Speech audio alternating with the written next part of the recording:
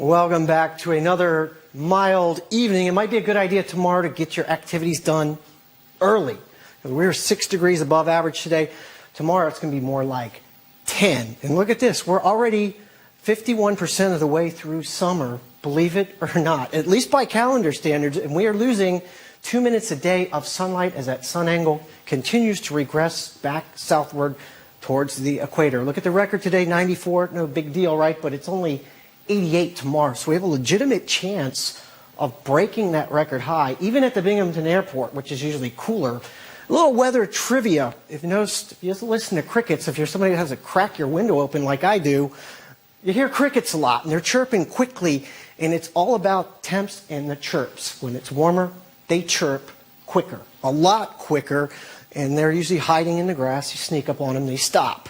But the idea is to count the chirps in a certain amount of seconds, and it's called Dolbear's Law. I don't know if this individual came up with it or not, but if you know the formula is, there's a number of them if you look at this on the internet, but the formula is basically get your stopwatch set, count the chirps in 14 seconds, add that to 37, and voila, you have a very good estimate of your temperature. And these little critters are surprisingly accurate. And there's a little linear line, temperature versus chirps. So I was out there during the break. I counted 40 chirps on average. So you take 40, follow it up to the line, follow it across. What's that? 77 degrees. And that's about what the temperature is out there. So surprisingly accurate little chirpers out there. And they're chirping. Going to be chirping quickly tonight and tomorrow because these are all heat advisories to the north of us, and they expire tomorrow evening. But all these counties out north of our forecast area, real field temperatures 95 to 100. Today it was about 90 to 95, so you get the idea. If you were a little miserable today, it's not going to be fun out there tomorrow because we have basically the same setup. High pressure to the south of us. Today we had winds a little bit more out of the west as opposed to southwest. But the way this is going to position tomorrow, we get more of a south to southwesterly flow, which adds a little more humidity and a little bit more heat. And that's behind the banner. That hopefully is our relief coming on Tuesday. We missed the forecast highs by 1 degree in Elmira and Syracuse. We were forecasting 90, but a lot of areas did hit 90, including Erie, Scranton, Albany, Binghamton, the airport. A little bit of a misleading number at 84 because they're at 1,600 feet. So the surrounding area a little bit warmer. You probably noticed that if you were doing yard work in the middle of the afternoon. Right now, there's the chirp number. Very close. Accurate little critters.